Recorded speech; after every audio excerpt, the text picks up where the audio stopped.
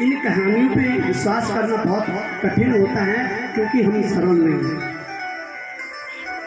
और यदि हम सरल बन जाए,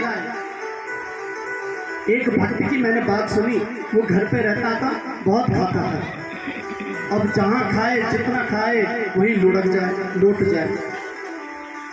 घर वालों ने निकाल दिया, भैया तू बहुत खाता है, निकल जाए यहाँ से। 2.5 सेर तुझे खाने को मिलता है एक बार में, काम वाम कुछ करता नहीं, निकाल दिया उसे। रास्ते में जा रहा था, देखा एक मंदिर और मंदिर के बाहर एक महंत जी बैठे हुए थे, मोटे तगड़े। उसने देखा, अरे मोटे तगड़े ये जरूर कुछ बहुत सारा खाते होंगे तभी तो इतने तगड़े। और ऐसे सोच ही रहा था, तब तक 2-4 महंत की जो शिष्य थे वो भी आ गए। उसने कहा, यहाँ बहुत बढ़िया महाराज जी, मैं आपके मंदिर में रह लूँ, आपके आश्रम में? बोला हाँ बिल्कुल रह सकते। तो बोला काम कुछ नहीं, भगवान की आराधना करो, सेवा पूजा करो, बस यही है। भोजन? बोला भोजन 2 समय मिलता है, खूब पाओ।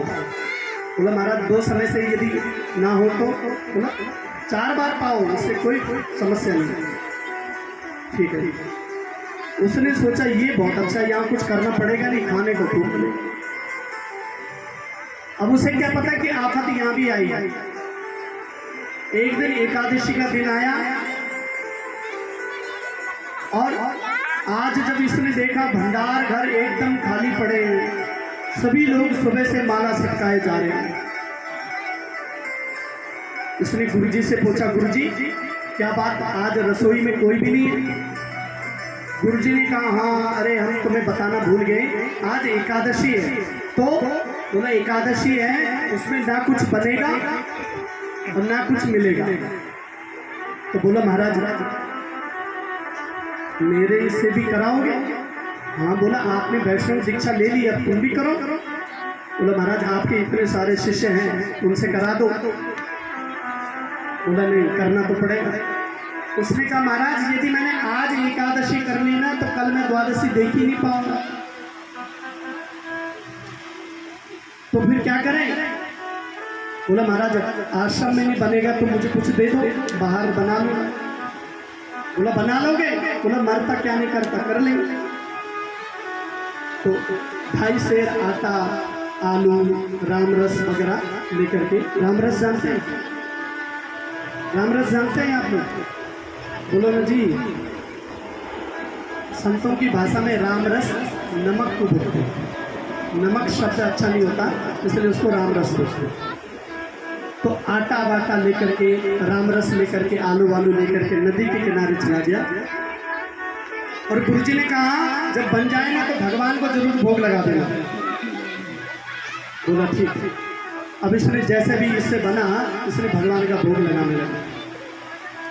अब भगवान को पुकारने लगा, राजा राम आइए, प्रभु राम आइए, मेरे भोजन का भोग लगाइए।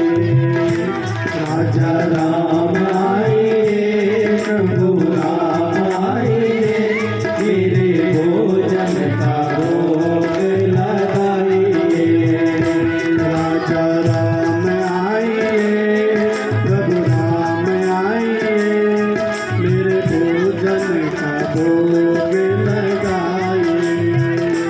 राजा राम आइए, प्रभु राम आइए, मेरे भोजन का भोग लगाइए। और इतने में भी जब भगवान नहीं आए तो इसने कहा कि आश्रम के भरोसे मत रहना कि यहाँ आपको रोटी सूखी रोटी मिलेगी और वहाँ आपको बहुत सारे व्यंजन मिलेंगे। वहाँ से तो जान बचा के हम ही भागे हैं। आज एकादशी है, आश्रम में कुछ नहीं मिलेगा, इसलिए इधर ही आ जाओ। और जब ये बात कही, राजा राम आइए, प्रभु राम आइए, मेरे भोजन का भोग लगाइए। राजा राम आइए, प्रभु राम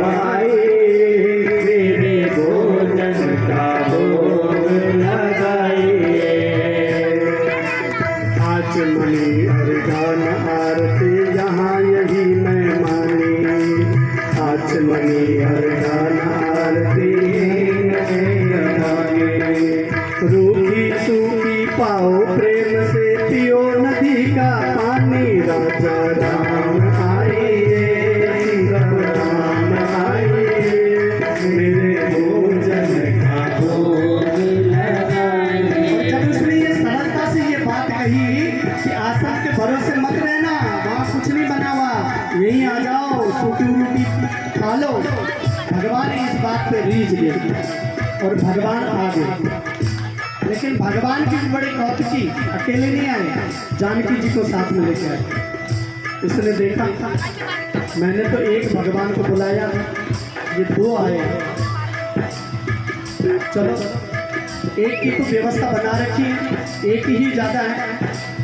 भगवान ने कहा क्या हुआ, ये कभी भगवान की तरफ देखे, कभी रोटियों की तरफ देखे। क्या हो गया? बोला थोड़ा बहुत एकादशी तो तुम करवाई दोगे हमारी, अब आगे हैं तो पालो। बढ़िया से भोजन कराया। इसको तो लगा भगवान ऐसे ही आते होंगे। जब भगवान जा रहे थे तो इसने कहा देखो अगली एकादशी में थोड़ा जल्दी आ, मुझे भूख बहुत लगती है ना, इसलिए जल्दी आया करो। और एक बात और, अगली एकादशी में बता के जाओ कितने आए हैं। भगवान ने कहा आ जाए। अब अगली एकादशी आई, गुरु जी से कहा गुरु जी थोड़ा सामान और बढ़ा दो। क्यों? अरे बोला वहाँ दो दो भगवान आते हैं। गुरु जी ने सोचा चलो बेचारा भूखा रहा होगा, थोड़ा और बढ़ा दो।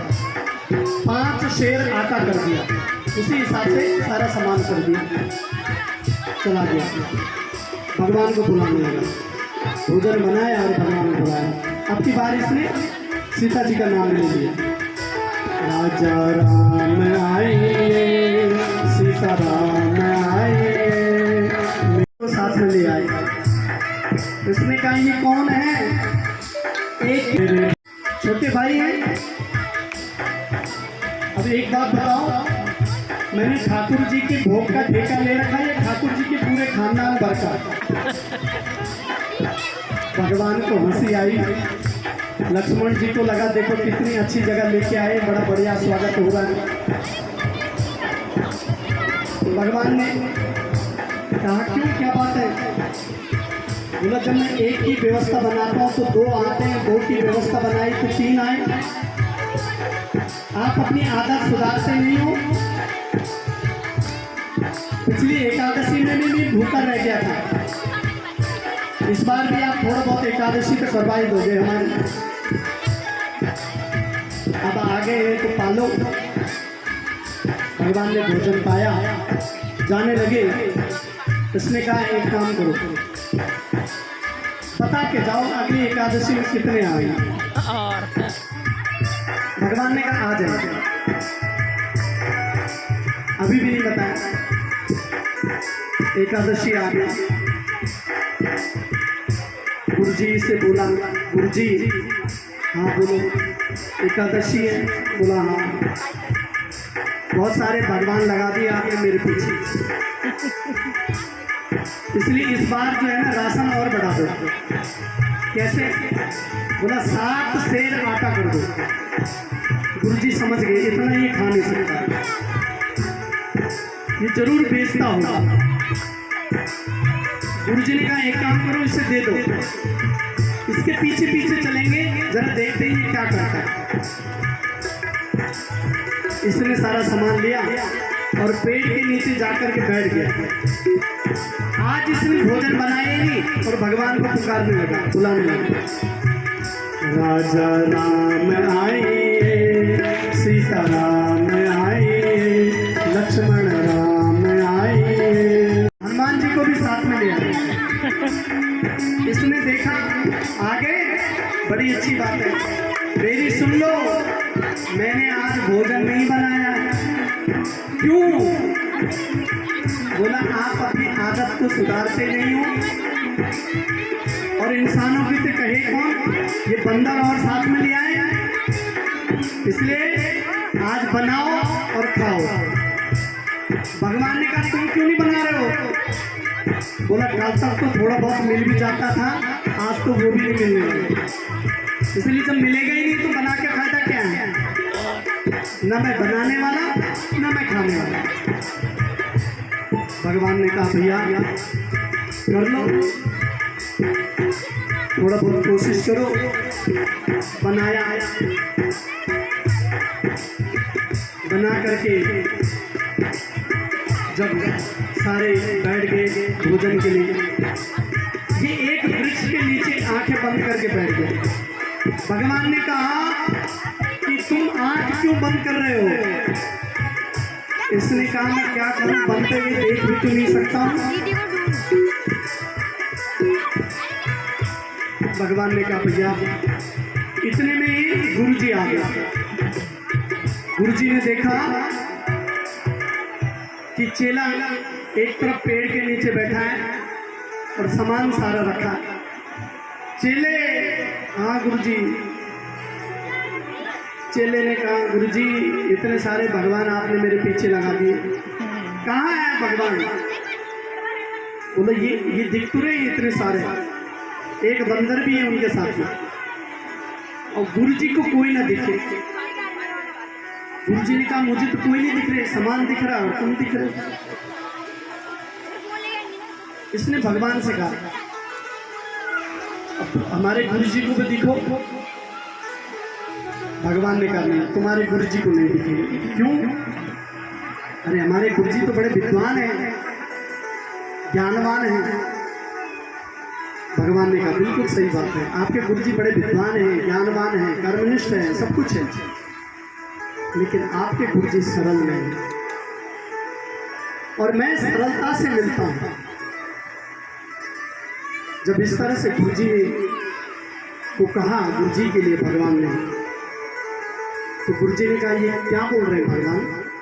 तो इसने कहा गुरुजी, भगवान कह रहे हैं कि आप सरल नहीं हैं।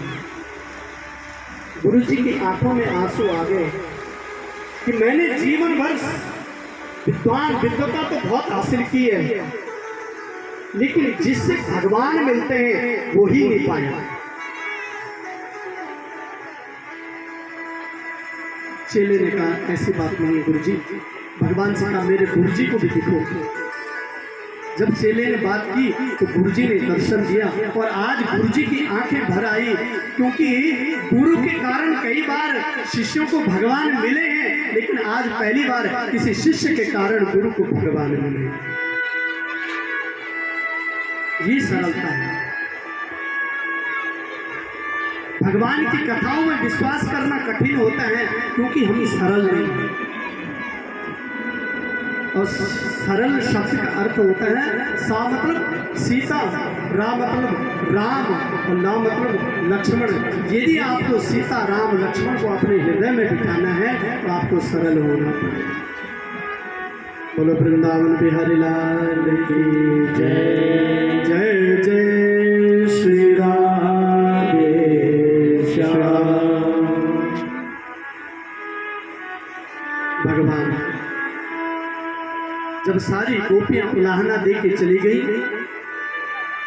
यशोदा मैया ने कहा कन्हैया तू इस तरह से ब्रजमंडल में चोरी करता फिरता है, सारे ब्रज में तेरी बदनामी हो जाएगी, कोई तेरे को अपनी बिटिया भी नहीं देने वाला, तेरी शादी भी नहीं होगी। सोई कन्हैया बोल पड़े मैया मेरा ब्याह करा दो। अरे भैया तेरी शादी की बात नहीं कर रहे, हम तो भविष्य की बात बता रहे हैं। इस तरह से भगवान लीलाएं करते हैं। एक दिन प्रभु को लगा कि ब्रज का माखन मैंने बहुत खा लिया है, ब्रज का माखन से मेरा मुंह पूरा चिकना हो गया है, इसलिए अब ब्रज रज का भी आनंद लिया जाए। तो खेलते खेलते भगवान एक दिन ब्रह्मांड घाट पर पहुंचे। सारे ब्रजवासी खेल रहे थे, भगवान एक तरफ गए और एक मिट्टी का डेरा मुंह में गटक लिया। ताऊ भैया ने देख लिया, कन्हैया तैने मिट्टी खाई? बोला मैंने मिट्टी नहीं खाई। चल मैया के पास। हाथ पकड़ के मैया के पास ले आए। एकदा क्रीडमानास्ते रामाध्या गोपधारका कृष्णोऽमृतं भक्षितवान् इति मात्रे निवेदय। मैया के पास लेके आए, मैया आज तेरे कन्हैया ने मिट्टी खा ली है।